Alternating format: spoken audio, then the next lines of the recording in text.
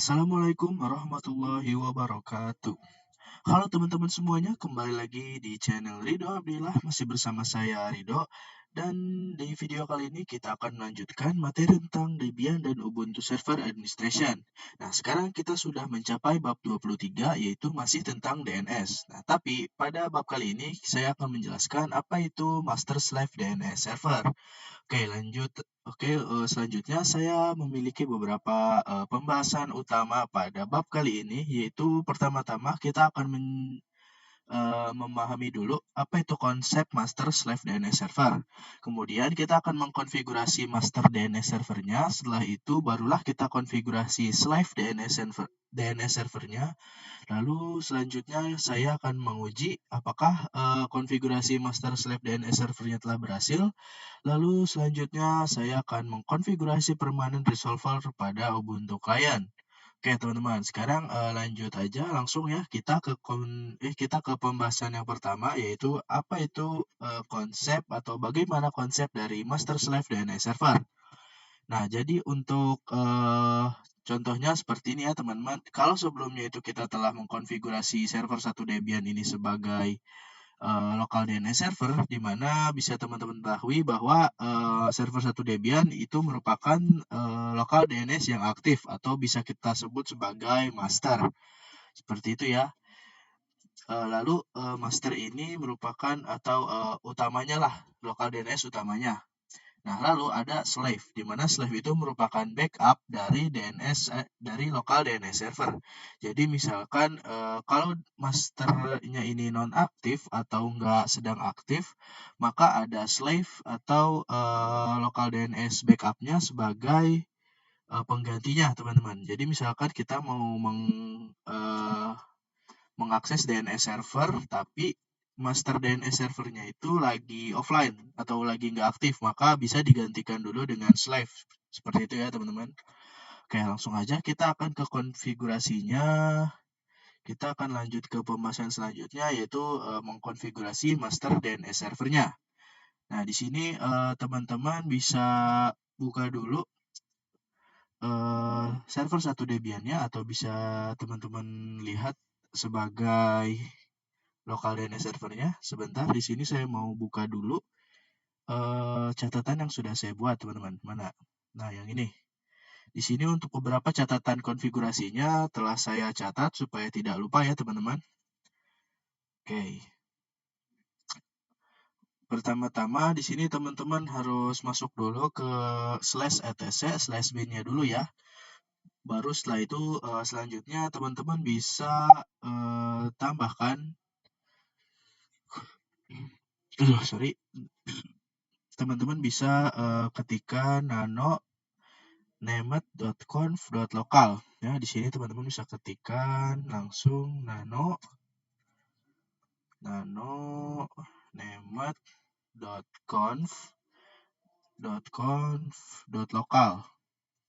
Nah, mungkin teman-teman akan bertanya kenapa kita mengkonfigurasi server 1 Debian lagi sebagai DNS lokal DNS-nya. Padahal sebelumnya itu kita telah mengkonfigurasinya. Nah, di sini jadi karena kita akan mengkonfigurasi slave-nya, makanya di sini untuk di masternya, di bagian master, kita akan mengkonfigurasinya kembali, teman-teman.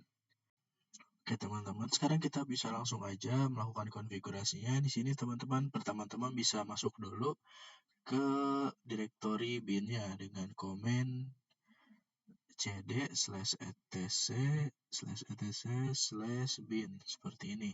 Lalu kita enter, dan setelah itu barulah kita ketikkan komennya atau pada komen di catatan, yaitu dengan ketik nano named.conf.local seperti ini. Lalu teman-teman enter, dan sini teman-teman saya akan menambahkan konfigurasi allow transfer, yang dimana jadi pada server 1 Debian dia itu akan mentransfer seluruh file pada etc bin dberry ini ke 10.10.10.3, yang dimana 10.10.3 ini merupakan IP dari server Ubuntu-nya yang akan kita jadikan sebagai slave, seperti itu ya. Lalu di sini saya tinggal enter di bawah file, lalu saya akan tambahkan komen allow transfer, lalu kita spasi, kurung kerawal buka, spasi, baru kita ketikkan IP dari Ubuntu-nya 10.10.3, kita titik koma, lalu tutup kurung kerawal lagi, kita titik koma lagi, seperti itu ya. Selanjutnya kita jangan lupa juga untuk mengkonfigurasi reverse zone-nya. Kalau yang atas ini adalah forwarding, maka yang bawahnya adalah reverse zone. Untuk konfigurasinya itu sama ya teman-teman, kita hanya mendefinisikan IP-nya, yaitu IP-nya adalah 10.10.10.3 ya teman-teman. Di sini sepertinya saya salah mengetikkannya. Seharusnya db ya, db.10 ya. Seperti ini teman-teman, db.10 bukan db.20. Oke, di sini teman-teman bisa ketikkan aja langsung seperti pada sebelumnya, yaitu adalah allow strip transfer, lalu spasi kurung kerawal buka, spasi, lalu 10.10.10.3, lalu titik koma, kurung kerawal tutup, titik koma lagi. Baru setelah itu teman-teman Ctrl X keluar dan save. Nah, teman-teman, selanjutnya saya akan ngecek apakah ada kesalahan dalam konfigurasinya. Di sini teman-teman langsung aja nemet cek conf ya untuk melihat apakah ada kesalahan. Cek conf seperti ini, lalu kita enter. Nah, kalau tidak mengeluarkan output apapun, berarti dia berhasil. Nah, selanjutnya di sini saya akan mengkonfigurasi DB10-nya ya. Yang DBRI dulu nih teman-teman ya. Nano DB, lalu ketikkan nama domain kalian. Di sini saya enter. Dan untuk konfigurasinya di sini untuk setiap konfigurasi teman-teman jangan lupa untuk selalu mengganti serial number-nya ya setiap melakukan konfigurasi baru. Di sini saya akan ketikkan 6. Dan untuk konfigurasinya di bawah NS. Di sini saya akan menambahkan localhost-nya ya teman-teman, yaitu di bawah sini kita enter. Kita tambahkan add, tab, lalu in, lalu kita ketik ns, lalu tab lagi, lalu ns2.3.com, jangan lupakan titik juga. Nah, selanjutnya di sini saya juga akan menambahkan IP dari ns2 ini. Nah, jadi IP dari ns2 ini adalah IP dari ns2 ini adalah 10.10.10.3 ya. Tab lagi 10.10.10.3 seperti ini. Lalu setelah itu kita Ctrl X dan save. Selanjutnya di sini saya juga akan mengkonfigurasi DB10-nya ya teman-teman. Sini kita tinggal ketikkan nano db.10 ya, lalu kita enter. Dan di sini teman-teman, jangan lupa untuk mengganti nomor serialnya juga ya. Kita hapus dan ganti menjadi 4 aja. Nah, selanjutnya di sini di bawah 2, di bawah yang ini ya teman-teman. Nah, di bawah yang ini saya akan enter untuk menambahkan konfigurasi baru. Kita ketikkan 3. Nah, jadi apa itu 3? 3 ini adalah IP terakhir dari server Ubuntu-nya yang akan kita jadikan sebagai slave.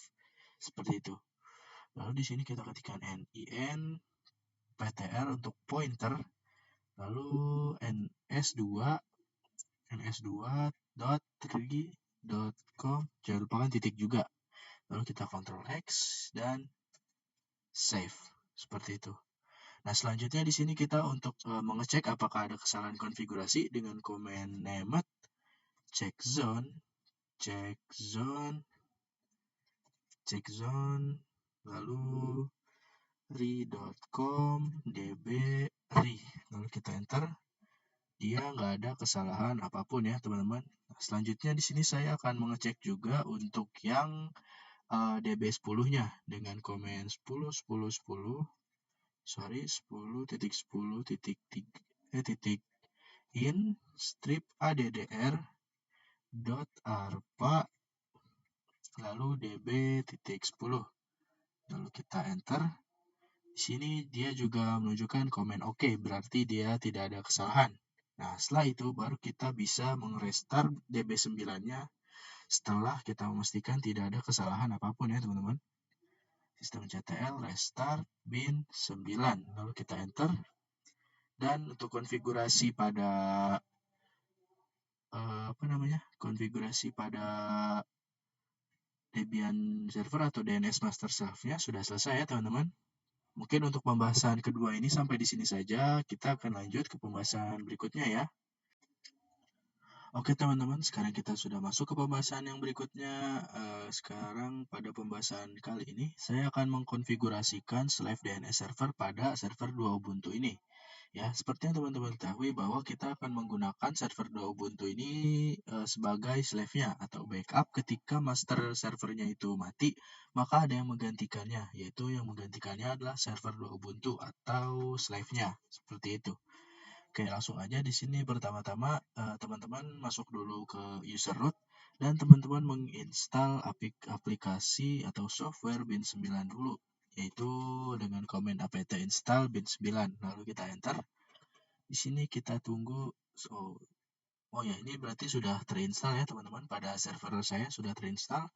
Lalu selanjutnya teman-teman bisa pindah ke direktori etc/bin-nya ya, seperti ini. Lalu kita enter.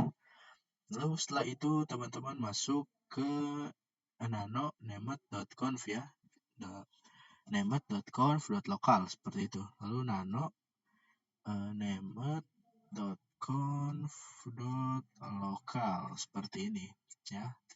Lalu setelah itu teman-teman tinggal mengkonfigurasikannya saja. Di sini saya akan menambahkan seperti pada konfigurasi di master tapi di sini akan sedikit berbeda. Oke, di sini pertama-tama teman-teman bisa ketikkan zone, lalu ketikkan domain name milik teman-teman, yaitu dengan tanda kutip terlebih dahulu, lalu re.com, nama domainnya, lalu ketikkan lagi tanda kutip. Jangan lupa teman-teman ketikkan kurung kerawal buka, lalu setelah itu kita enter, kurung kerawal tutup, dan titik koma. Di sini saya enter lagi saja, baru kurung kerawal tutup dan titik koma. Lalu kita pindah ke atas dan kita tab. Lalu di bawahnya ini kita ketikkan type slave, karena untuk server Ubuntu akan kita jadikan slave ya teman-teman. Lalu setelah itu kita enter, lalu tab lagi. Di sini untuk filenya kita akan isikan menjadi db.ri aja, db.ri seperti ini. Lalu kita tambahkan tanda kutip, lalu titik koma lagi. Lalu setelah itu kita enter dan tambahkan masters, di mana di sini kita mengakui bahwa master dari server 2 Ubuntu ini adalah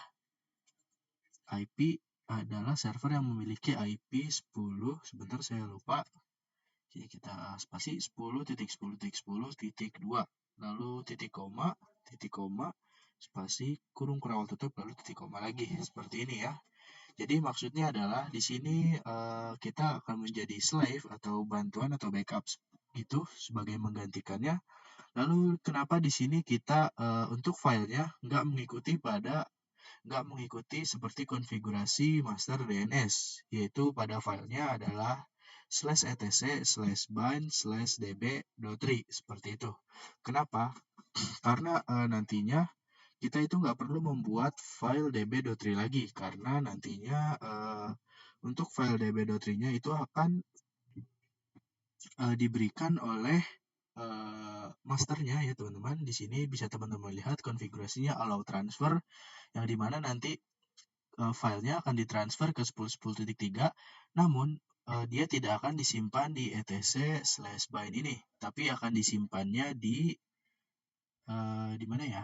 Nah, di sini teman-teman, di /var.cache/bind seperti itu.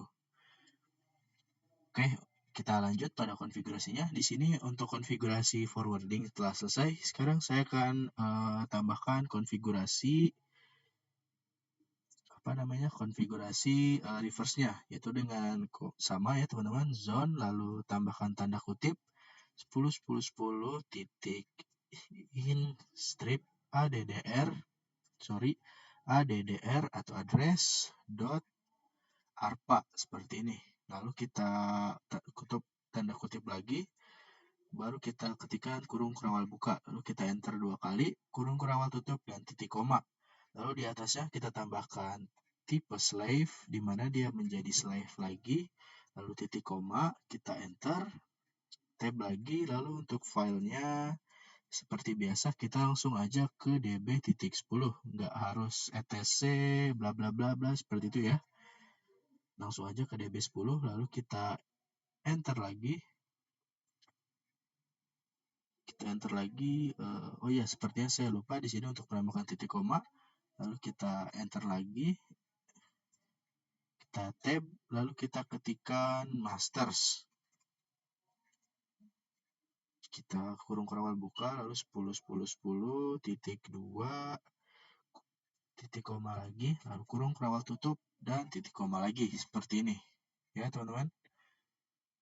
Oke, mungkin untuk konfigurasinya sampai di sini saja.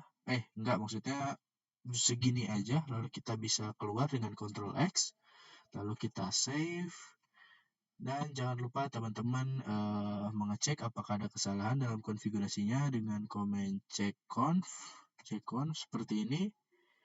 Lalu kita enter, dan kalau dia nggak menunjukkan output apapun berarti berhasil. Nah, baru selanjutnya kita di sini coba lihat pada ls/var/change/bind seperti ini. Lalu kita enter. Nah, di sini bisa teman-teman lihat bahwa dia hanya ada managed keys dan lain-lainnya ya.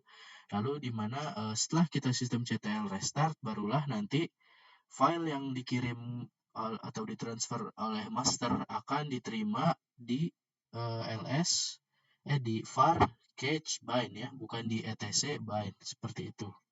Lalu di sini kita langsung aja sistem CTL restart bind 9, kita enter. Lalu kita ls lagi.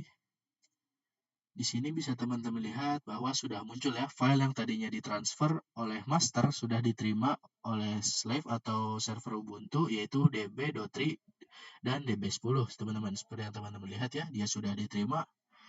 Oke, mungkin untuk konfigurasi pada slave sudah sampai di sini saja teman-teman. Pada slave server sampai di sini saja. Selanjutnya saya akan melakukan pengujian pada klien Ubuntu. Oke teman-teman, sekarang kita lanjut ya ke pembahasan yang sebelumnya, yaitu tentang menguji apakah konfigurasi yang sebelumnya telah kita lakukan itu berhasil. Nah, untuk pengujiannya di sini saya menggunakan Ubuntu Client. Nah, pertama-tama untuk mengkonfigurasikannya, di sini teman-teman harus melihat dulu atau mengubah resolve-nya atau mengubah resolvernya ya. Di sini dengan komen nano, harus sudo nano /etc/resolve.conf seperti ini ya teman-teman. Lalu kita enter, masukkan passwordnya. Lalu di sini bisa teman-teman lihat bahwa untuk name servernya itu sudah saya ganti menjadi 10.10.10.2 dan 10.10.10.3. Nah, di mana di sini saya ganti 10.10.10.2 dan 10.10.10.3 supaya nanti teman-teman untuk ketika mau mengujinya, teman-teman itu tidak harus menulis IP-nya, melainkan teman-teman bisa langsung saja menulis domain name-nya, yaitu ri.com. Seperti itu ya. Oke, langsung aja di sini saya Ctrl X. Lalu untuk mengeceknya, di sini teman-teman bisa ketikkan command-dig, lalu ri.com seperti ini. Lalu teman-teman bisa langsung aja enter. Dan di sini bisa teman-teman lihat bahwa dia telah menunjukkan output bahwa dia menjawab bahwa di sini lokal DNS yang aktif adalah 10.10.10.2 ya, di mana dia adalah masternya. Nah, di sini bisa teman-teman lihat juga bahwa pada DNS server 10.10.2 itu tersimpan IP 10.10.10.5, yang berarti 10.10.5 ini merupakan web server yang telah kita buat di video sebelumnya, seperti itu. Nah, lalu bagaimana kalau kita matikan server Debian atau sebagai masternya kita matikan. Nah, di sini kita akan coba untuk menonaktifkan masternya ya. Dengan di sini saya pilih yang save aja, save the machine state, lalu kita oke. Kita tunggu sampai dia mati. Nah, setelah dia mati, kita akan coba lagi untuk melakukan dig ke domain3.com. Lalu kita enter. Di sini bisa teman-teman lihat ya. Kalau teman-teman perhatikan, nah, di sini dia mengeluarkan output communication error to 10.10.10.2. Karena kalau teman-teman tahu bahwa pada master dia itu mati, teman-teman. Makanya dia nggak bisa. Nah, tapi di sini dia tetap mengeluarkan output berhasil karena dia untuk lokal DNS-nya digantikan oleh 10.10.10.3 atau digantikan oleh slave-nya sebagai backup seperti itu. Jadi ketika communication ke 10.10.10.2 itu error, maka ada 10.10.10.3 sebagai penggantinya, jadi teman-teman, atau bisa dibilang sebagai backupnya, bantuan atau pengganti ketika yang masternya telah nonaktif, seperti itu teman-teman. Oke, mungkin untuk pembahasan pengujian pada master slave DNS server sampai di sini saja. Kita akan lanjut ke pembahasan yang terakhir. Oke teman-teman, sekarang kita udah masuk ke pembahasan kita yang terakhir, yaitu bagaimana caranya supaya membuat konfigurasi untuk master slave DNS-nya itu menjadi menjadi permanen. Nah, seperti yang teman-teman ketahui bahwa Ubuntu client itu mendapatkan IP-nya itu dari dari DHCP, teman-teman. Makanya di sini kalau kita coba IP A, dia itu mendapatkan IP dari router Debian adalah 172.16.1.15. Begitupun juga ketika resolve-nya adalah, sebentar, di sini saya coba lihat dulu pada resolve. Kalau teman-teman baru menyalakan Ubuntu client ya pasti untuk name servernya di sini itu adalah bukan 10.10.10.2 ya teman-teman, merupakan 172.0. berapa ya gitu ya, karena pada router Debian kita, pada DHCP kita itu belum dikonfigurasi lokal DNS-nya. Makanya di sini ketika teman-teman ini ya, sebentar saya keluar dulu. Di sini teman-teman coba untuk masuk ke settings. Ya, di sini kita masuk dulu ke settings. Lalu kita tunggu. Masuk agak lemot, teman-teman. Oke, di sini untuk pada wired setting di sini kita lihat ya, kita coba kita pencet yang gambar gear ini. Lalu di sini bisa teman-teman lihat bahwa DNS-nya itu masih angka random seperti ini. Karena pada DHCP-nya atau pada router Debian-nya itu belum kita konfigurasikan ya teman-teman. Seperti itu. Lalu di sini coba kita matikan, lalu nyalakan kembali. Ya, oke, setelah itu kita lihat pada IP pada resolve-nya, pada resolve.com-nya. Di sini bisa teman-teman lihat bahwa dia kembali lagi ke settingan default ya, yaitu 172.0.0.53 seperti itu. Jadi kita akan belajar bagaimana caranya supaya lokal DNS-nya itu menjadi menjadi langsung 10.10.10.2 dan 10.10.10.3. Nah, caranya teman-teman itu tinggal buka router Debian-nya, lalu teman-teman ketikkan nano /etc /dhcp dhcpd.conf seperti ini. Lalu kita enter. Lalu kita scroll ke bawah. Nah, pada bagian ini teman-teman harus mengkonfigurasikan yang pada domain ya. Di sini teman-teman ganti di domain ya menjadi 10.10.10.2. Lalu teman-teman ketikkan koma 10.10.10.3 seperti ini ya teman-teman. Baru setelah itu kita Ctrl X, sebentar, Ctrl C dulu. Nah, di sini jadi ketika teman-teman setelah mengkonfigurasikan domain name servernya, di sini teman-teman bisa langsung dig domain name teman-teman ya, atau local DNS teman-teman, karena pada option domain name servernya di sini sudah kita tambahkan 10.10.2 yaitu master DNS server dan juga 10.10.3 atau slave DNS servernya. Seperti itu. Di sini teman-teman bisa langsung Ctrl X dan save, dan jangan lupa sistem CTL atau merestartnya.